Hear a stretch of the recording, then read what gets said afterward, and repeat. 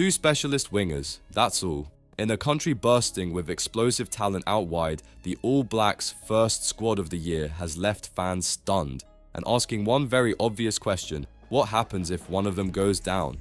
Scott Robertson's bold move has sparked conversation across New Zealand, and all eyes have turned to one name in particular: Rieko Ioane.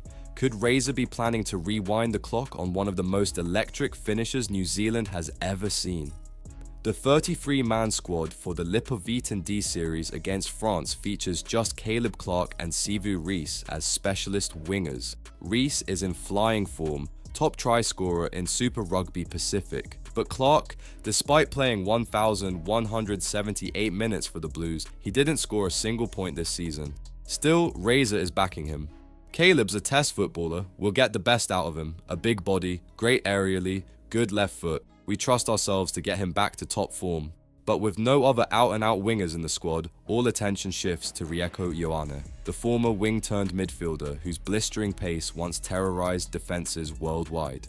Robertson kept Ioane at 13 throughout 2024, but wasn't afraid to shift him wide late in games, depending on substitutions. Now, with 6 midfielders in the squad and some fresh faces earning time in the spotlight, could Ioane be forced back to the wing to stay in the 15? The good thing about it is they both can play midfield or wing, Rieko and Timosi, said Razor. And that's where another wildcard enters, uncapped Highlanders centre Timosi Tavattavanawai, also a former winger with serious punch out wide.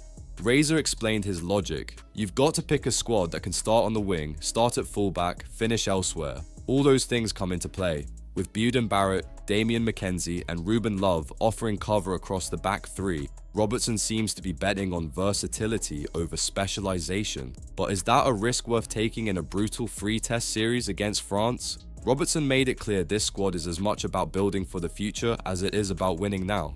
You've got to build depth, give them exposure, find out what the All Black environment is like and get them ready for test footy.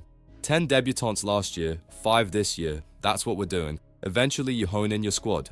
But some fans are wondering, are we sacrificing clarity for versatility? Only 2 true wingers, one out of form, one on fire, and a handful of maybes waiting in the shadows. Will Rieko Ioane be the emergency winger again? Will Timosi get a shock start? Or is Razor playing a high-stakes game that could backfire? What do you think? Is 2 wingers enough in a squad this big? Or should Razor have called in more firepower out wide? Let us know in the comments, and don't forget to subscribe to Kiwi Rugby Updates, where we break down every bold move in black.